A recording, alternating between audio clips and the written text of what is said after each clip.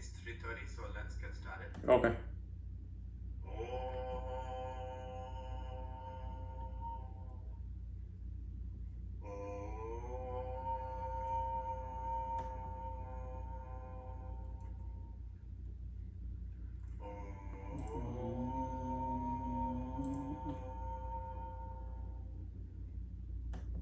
Sairam, everyone.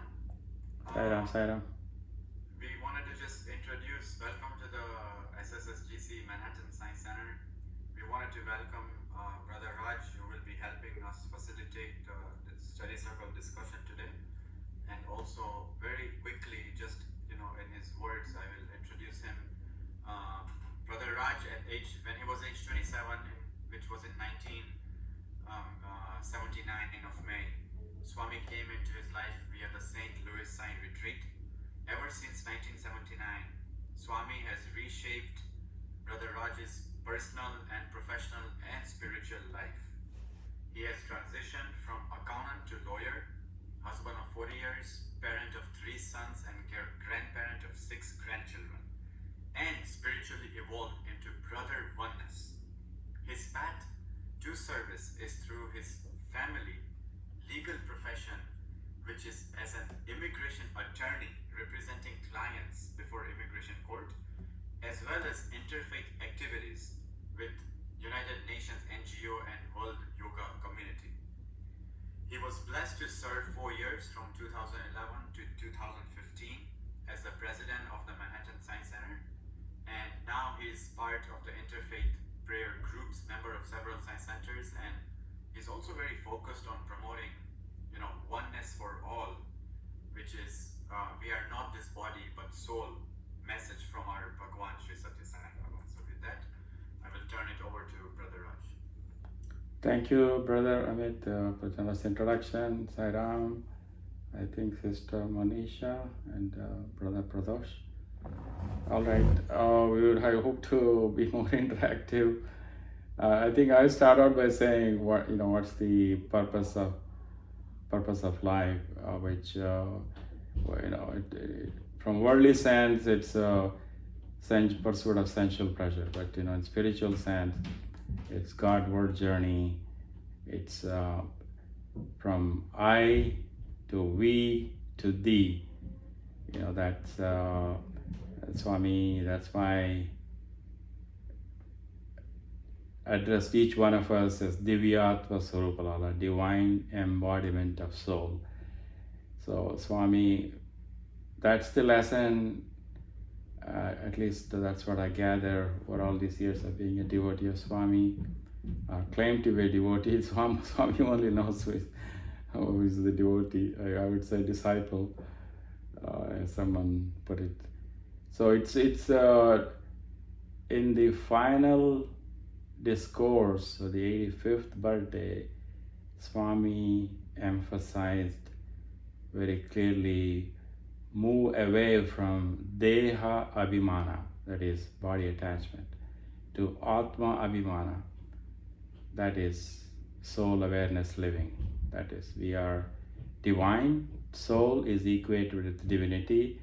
Each breath we have, that is the divinity we are breathing in and breathing out the human emotions and negativity, and breathing in pure love of Swami.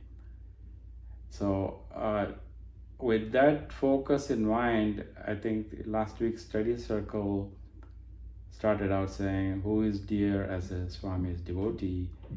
The various things we do, bhajan, satsang, kirtan, all the 9 points of devotion, which is it also includes studying, contemplating, worshipping, serving, and then eventually self-surrender, Atma Nivedanam, the ninth spot. So Atma Nivedanam, oneness, unity in thought, word, and in deed, love all, serve all are connected. Swami simplified. When you say soul, body, people don't get turned off. I think he simplified saying love all meaning every single creation on earth, heaven, all spheres. That's why Swami changed the prayer from Loka Samasta Sukhino Bhavantu to Samasta Loka Sukhino Bhavantu. Let all beings in all the worlds be happy. So all these things are, that's the way I connect the Swami's teaching. So about 7-8 years ago, I had a very strong feeling that I had to focus on what Swami really wants from me. He addressed each one of us. You are the embodiment of soul. You are the embodiment of love. Satchit, Ananda, all these concepts are interplaying. So what does it comes to? It's starting from duality and then semi-non-duality and then eventually non-duality, or that's the end of Vedanta, end of knowledge, is that realizing that same self exists in every single creation. Okay, with that introduction, anything I have said, either you agree, disagree, or add more to it, welcome comments from everyone. Sai Ram. Thank you, Brother Raj. I had initial problems getting in, but thank you for starting the discussion. I think continuing from where we left last week, and I think the crux of last meeting was that this is a continuation of last meeting, where Soham had asked a few questions, and then we had to kind of wrap it up to the next level. And I think that's where we are. So, in order to take forward from where we left off from the things, and then where you ended with Loka Samasta Sukhino Bhavantu, and prior to that it was Lava Sarva, and the oneness that you spoke about. So I would do like last time and continue it from last time as what it would be important for a person like Soham to start this discussion and what he would like to expect from the last part of the code that we have posted, which we started last week. So I would like to ask Soham what would be a more relevant question for you this week. I believe Soham is not on the, and I don't see his name. We have Brother Amit, Sister Archana, and Brother Pradosh. Let's see, somebody else joined right now. Let's see. Yeah, so let's replace Soham with somebody else or anybody from the group. We could start off. So Amit, Pradosh, and Archana, and others, please, if you would like to add from last week, or take the discussion to the last part of the quotation that we have started, you're more than welcome to do so. Yeah, the last part just to add is that bhajan, satsang, seva, all the three paths for spirituality, bhakti marga, jnana marga, and the service. So three folds to reach the destination. That's what it is. So we have to graduate. We cannot be in the elementary school, high school. So that's the end of last week's quote from Swami's discourse, to have that Atmic awareness. So that's where we are. So that's why I made those comments earlier. Please share your thoughts, ideas, comments, questions, anything. Yeah, so now you mentioned about Bhakti Marga, Jnana Marga, and Karma. Karma. So Karma Yoga, Bhakti Yoga, and Jnana Yoga, and of course Dhyana Yoga also, some people say it is. So now, more or less, Bhakti Yoga, Jnana Yoga are mostly related, and of course Karma Yoga is a different aspect of life. So my question is it a continuous path, or is there a paradigm shift from when you move from Bhakti Yoga to Karma Yoga? it to sorry. More practical level, what I'm trying to ask is, are these two parallel, or you drag it from one to the next, or you do it anyway so that you realize it sooner than later? It's all interrelated. It's really no. I mean, if you just stick to one path, like the gopis, their path was just devotion, and then you look at Gandhiji, service. He also used Bhakti Marga. So, I mean, you can reach the destination of God realization, self realization, enlightenment. Various terminologies are used to my understanding.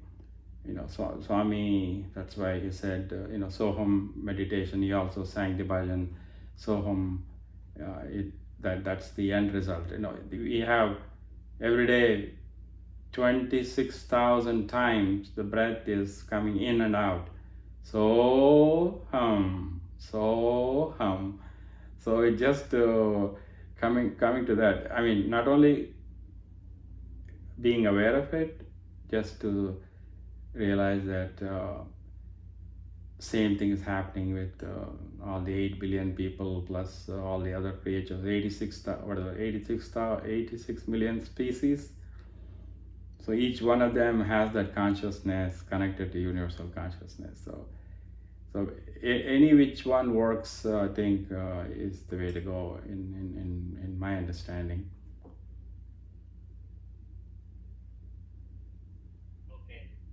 So, anybody else? Amit, would you like to add something to our current discussion? Yes, Sairam. Sure, brother Sairam. I think this is a wonderful topic. See, I think Swami has said that we have all these tools and paths he has given us, right? Like Bhakti Yoga, and we do the Karma Yoga, the Seva, all those things he has given us. Some people, I think, at least from my observation, is they like to do one, because that's for whatever reason, it's their personal choice, they're comfortable, whatever may be the reason, they will just only do, bhajans. They will never go and do seva. Then there is other people who I see all the time, they're just doing seva, and I never see them in bhajans, So I think there's no right or wrong. Swami has given all these different paths. I just, like, from my personal perspective, I feel at least for me, I benefit more to be involved in both at the same time. So I don't see them as, one path leading to the other path or anything like that.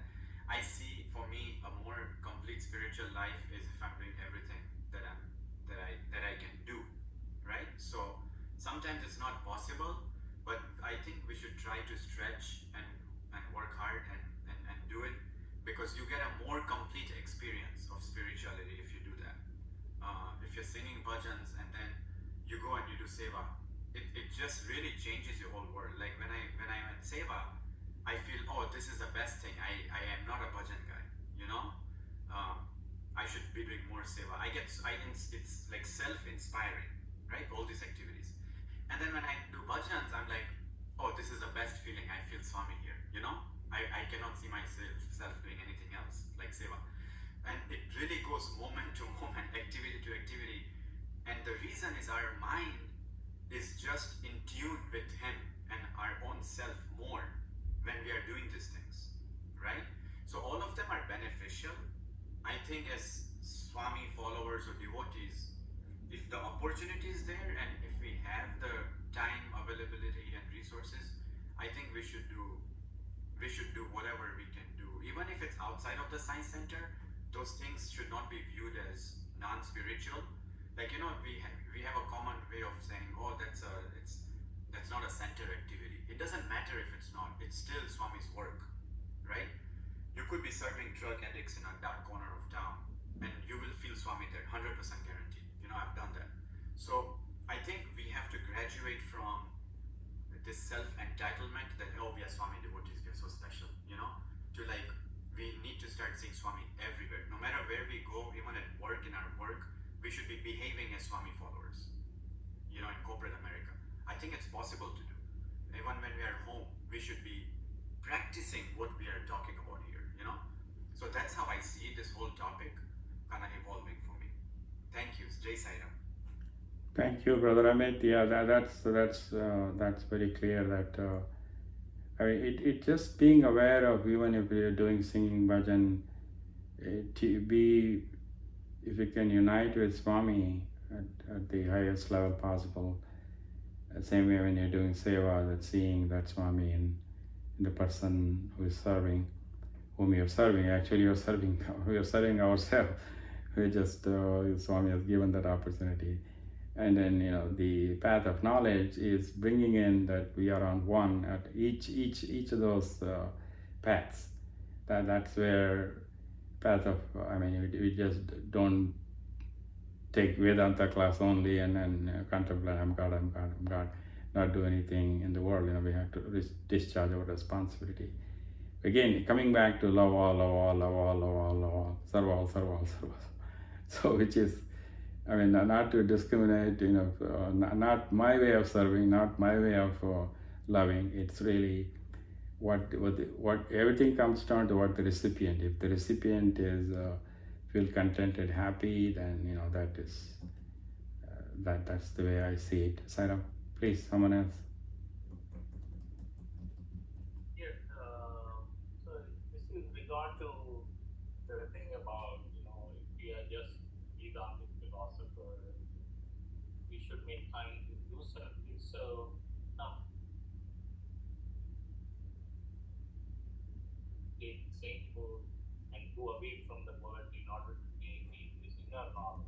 Is it something that we ought to do, or is it something that is a requirement at the highest level, or can we not equate it with ourselves? Because, as you said, unless it is translated into Siva, it is not meaningful or useful to anybody or to humanity. So, Raj, whether if you could respond to that. Okay, let me make sure I understand. It's ask me one more time, please. Let's have clarity.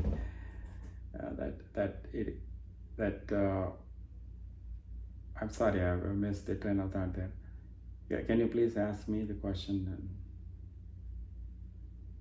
So the question is, you said that Vedanta has to be practiced in terms of service, right? Yes, It is yes. useful or it is meaningful to us. Yes. So now I am tempted to raise this question. Sure. What about these ascetics? These monks who leave society, going to Brotheroneness, be in the Yeah, they okay. I got it. I mean, So how about they? Are they not escapists when it comes to doing seva? not at all. It's at their level they are doing the highest seva.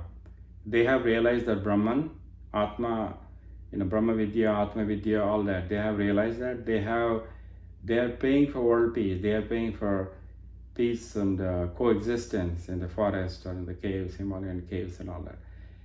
For example, there was there was twins from Australia, I believe, or maybe New Zealand. They were referred to as Pink Sisters. At their age, the only seva they could do is to pray for everyone, everywhere. Especially, I think they were taking care of some disadvantaged people, So when Swami came out to the veranda, he told them, the prayers they do is far more outweighs than all the people gathered in the Kulwant Hall and everywhere. So, I mean, service don't necessarily equate to just Narayan Seva or physical activity. It's mental seva in terms of setting positive thoughts, in terms of praying for everyone.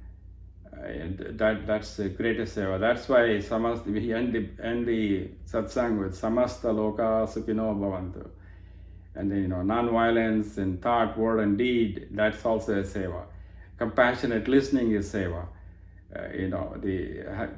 Giving a helping hand, that's seva. So, I think center activity, many times we put so much emphasis on, this or the seva, but there's much more, anything we are wiping a tear, adding a smile, putting a smile on the face of person, I would equate that to seva. So I would value ascetics work equally with anyone who walks miles and miles delivering food and any of those activities. Sairam. Sairam, this is Pradosh. Can you guys hear me? Yes. Hi, Yeah, Sairam. okay. I'm a little bit outside, but I did find time to come up a little bit away so that I could talk, because it's a very interesting topic and a very relevant question.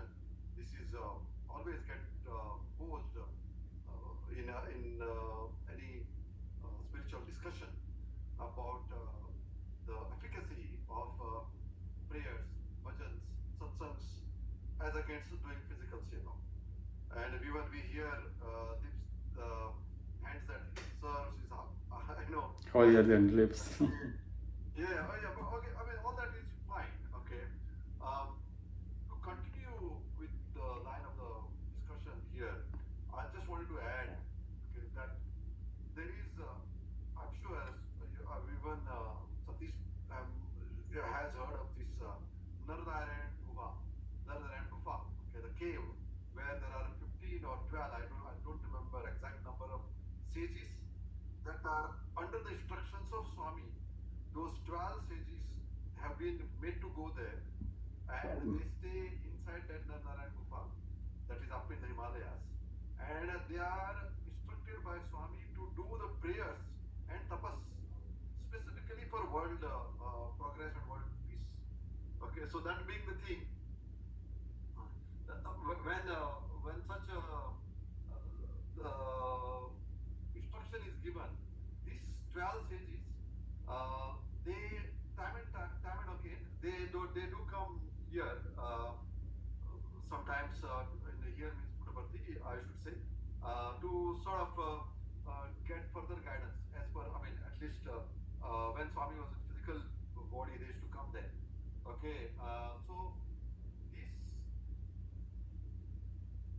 sages, in fact, were given Akshay Patra, as I am told, because one of those sages happened to meet Aurora Uncle. Those of you who know Aurora Uncle from Satish, especially knows him, is from Northern Virginia, and Aurora Uncle spent 8 years in Purti doing hospital seva. So one of the sages met this Aurora Uncle, and that is the time that these things was discussed, as well as these things were disclosed. And there is also a book for this Nararayan Gufa. There is a book on that one as well. So that Akshay Patra is actually for all those 12 rishis or 12 sages to do the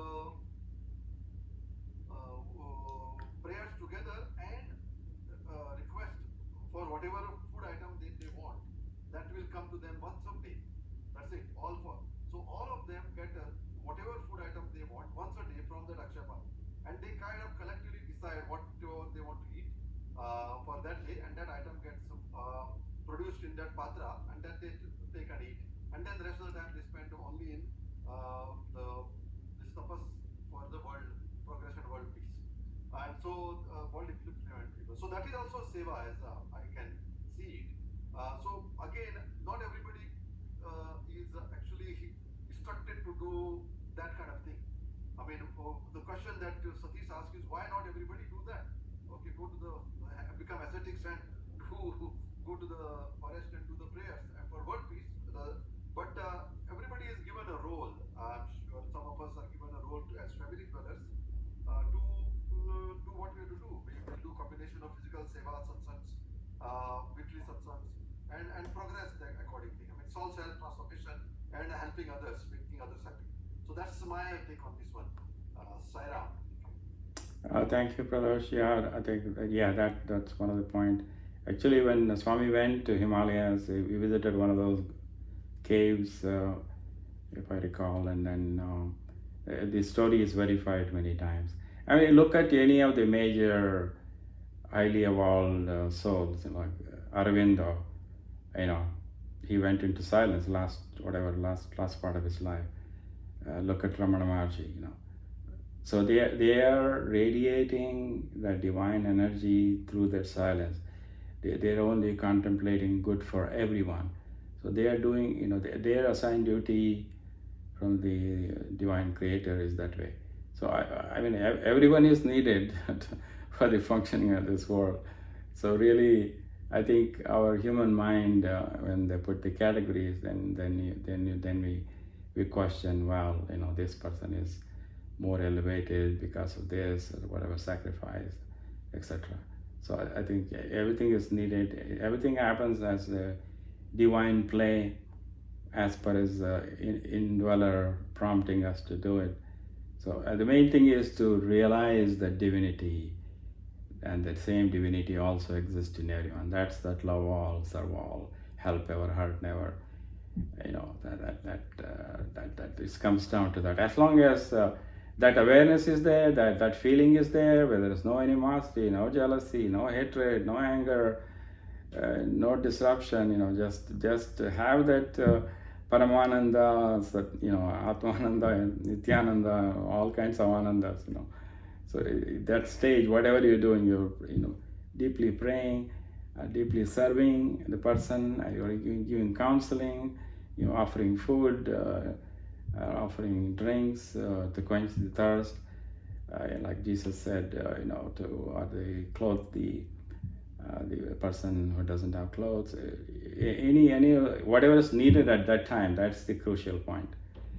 So if something is needed at that time, then Vedantic philosophy, the prayer doesn't work. You're called to, it's like 911 call. You have to attend to that situation and move on, and then still saying, Ram, whatever, So, Sarah. Please, other people share.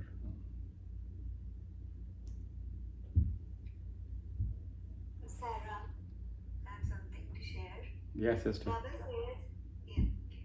says, a pure thought from a pure heart is better than a mantra. He says, purity of heart is all sadhana. Sarah, seva kills ego, and the purpose of all sadhana is to purify our heart, and a pure heart is all what Baba wants, and he doesn't need anything else from us. Sarah. Yeah, beautifully said, Sister Archana. Yeah, I mean that's what love all, serve all. If you put context into it, that's what it is.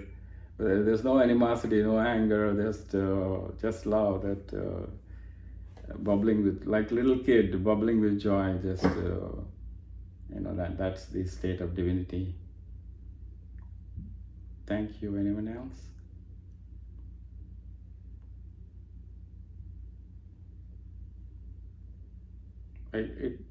Or you can ask questions, and we can maybe change the direction of the discussion.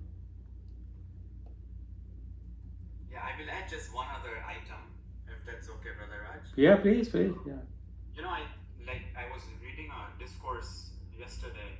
It was about SSSC, and Swami, it was an address to students and Balvika's gurus, but I think it's very relevant to this topic, so that's why I'm really mentioning it. Swami said that there are two states. There is a state of Godhead, right? And then there is a state of humanness. And he was explaining how we as human beings, we pray, right? Oh God, let me, we pray to God, let me reach you, right? So basically he's saying, you are almost like saying, I'm in state of humanness and let me reach state of Godhead.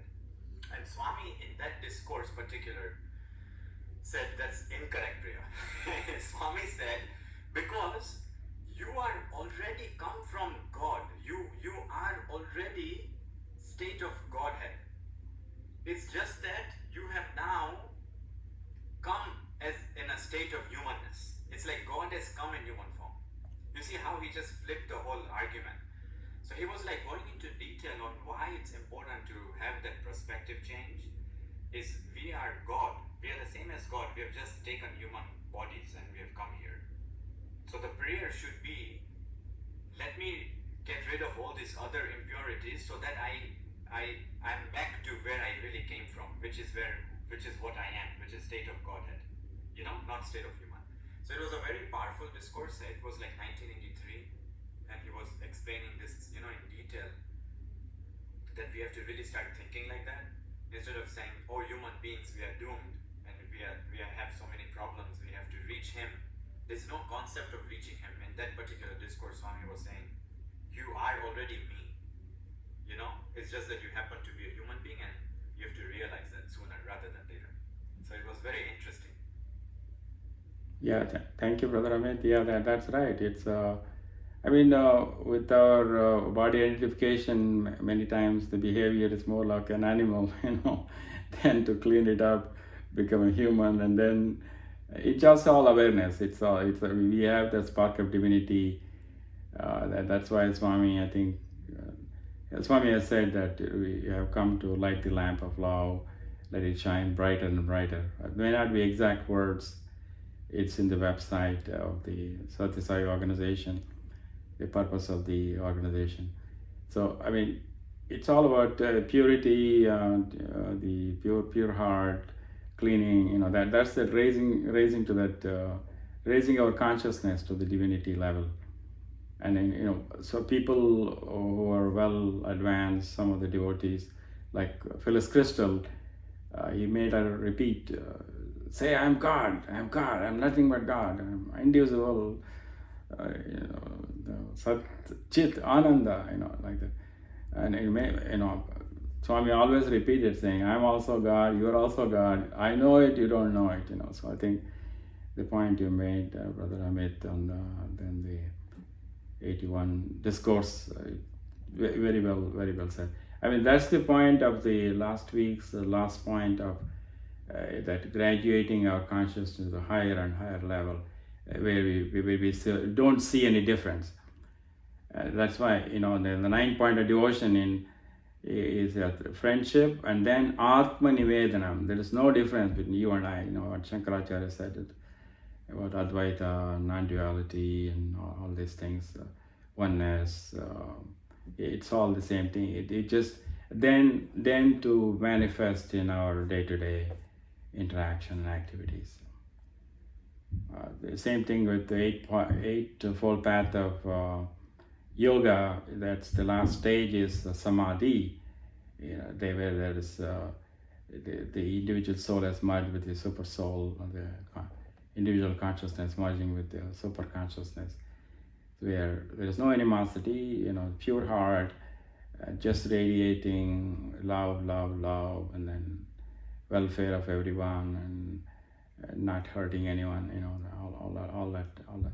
Everything is interconnected. Everything. It's just it's Swami can help us in leading that life or moving in that direction, so that when we see him back again, when the journey ends, when the last breath happens, then you'll say, okay, you at least you have made efforts to lift your consciousness, and also pointing people towards Godward journey. So journey back home, Sai-Ram.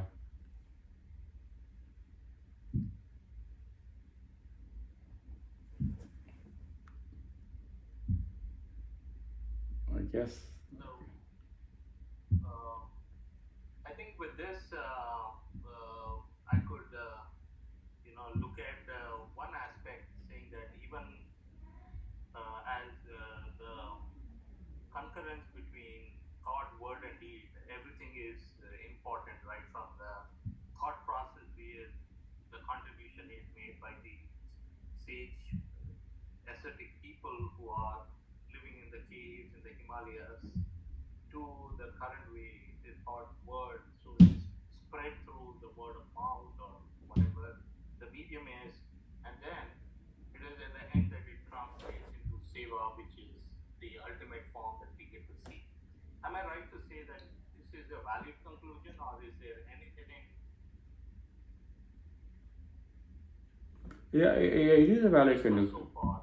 It's a valid conclusion. It's everything is towards that goal of self-realization, soham, enlightenment, being the light where there's darkness. All these concepts, everything is saying the same thing, like that. So everything No disagreement. Yes, I know.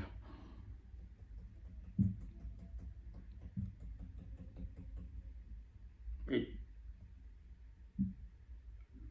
I mean, each time it called us Divyatma Surupalala. That's the Yeah. that, and then that's why you don't give his body perishes at any time, so don't give importance. And also, realize the divinity, meaning realize that oneness, and that. Okay. So the life is a journey from I to B, as you said, but of course it is also moving from we to him. So that is the ultimate point. Right, yes. I think one of the 70th birthday discourse or something where when I was present in Parthi, one thing stuck in my mind at that time.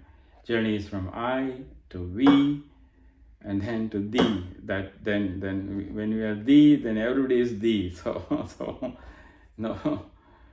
So every activity going on in the universe is thee, because and then it's just accepting, acknowledging, and living in that harmony. Not to have, anytime we have likes and dislikes, that we are moving away from the thee.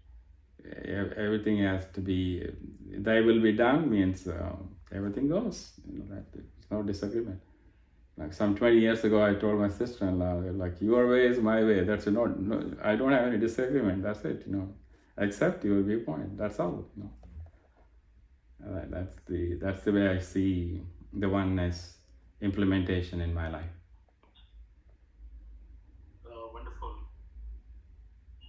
So there are other participants in the study circle. I would request them to also and encourage them to also ask questions if you have any in this regard. I see Monisha and Archana. If you have any questions, please do go ahead and ask us and let us know if you have any. Wonderful.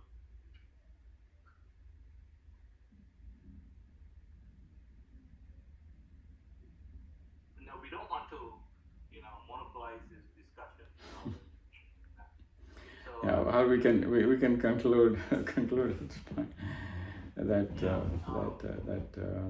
fine too. Thank you. I mean, it's a difficult topic. It's not. Yes, I mean, people love to hear about Swami's experience and stories, and that's what a lot of appetite, which is good. Which is to.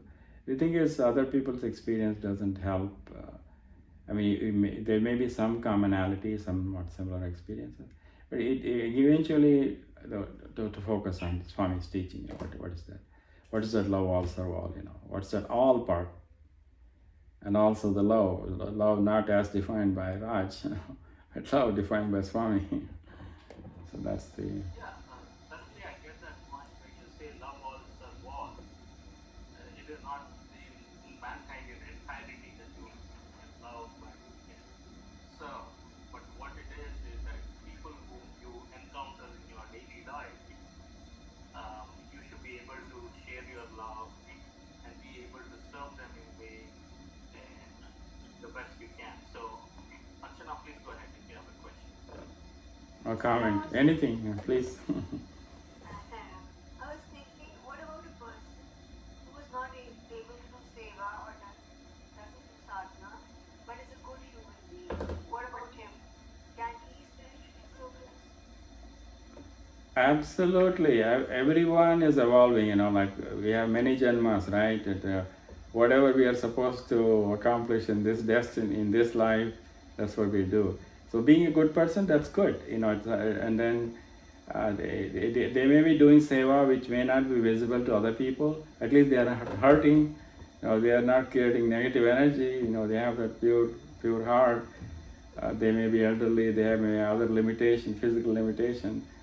So I think it's from our human eyes, it looks different, but they know how much progress they have made, how much peace they are carrying, how much peace they are with their family members or co-workers or wherever they are. That's the test, I think. Just like the how much rain we have, it is from the wetness on the ground, how wet it is. Same way, how much peace the person carries, how many minutes of anger the person has.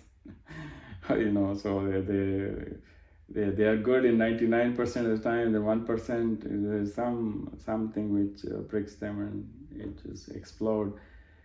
All the tapasya is gone. So they again. There's another day, another situation. They asking for forgiveness, asking for. So I think everybody is making progress. It just wherever stage we are have to be, the Swami directs it. He is the director.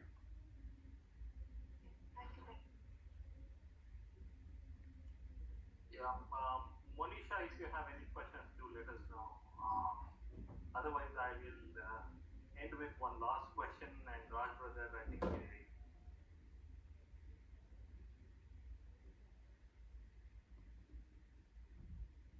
Brother Satish, you went on mute. Oh, I'm sorry. So what I'm saying is, my question is, when you are trying to do seva, there are impediments to seva. Even the best of intention can be diluted by these impediments. So it is more than enthusiasm, it is more than an enthusiasm to serve or do service that has to drift you above these impediments, motivation, and other social and extra-social factors. So is there any mention of this in your thought process or literature or anything as to how to self-motivate or how to transcend these barriers and so on and so forth? Excellent question. I think, well, first of all, how we define seva, it depends on each part, how we look at it. As long as I'm not hurting anyone, that's my seva. Not necessarily physical activity. I think, we have to be mindful of the seva. I think one example comes to mind right away is Swami. In the darshan line, he saw a baby crying. He told one of the students to bring some warm milk, and then it turned out to be hot milk. Swami touched and then make sure it's okay to feed the child. So again, that's being mindful of what's needed. So it really meeting that need at that moment. That's the seva definition, not necessarily what someone else is doing. Medical camp, Narayan Seva and all things. If we are not able to do that, it's okay. Not to be dejected. They as long as you send out positive thoughts and pray for repeating samasta loka sukhino bhavantu. That's good enough. As Sister Archana said, pure heart. That's the seva. So not to gossip, not to express our strong viewpoint. It's okay to express the point of view. All these things are related to seva. It's not necessarily physical seva. That's all I'm trying to say. Sarah.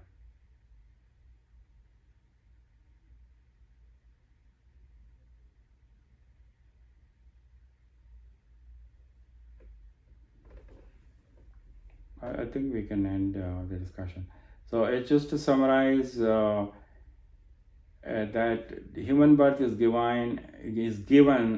It's a precious gift after whatever 86 million species from plant, mineral, animal, and then human to realize the divinity, and then most importantly merge back. Swami said, I'm separated myself from myself to love myself. So each one of us has a spark of his divinity.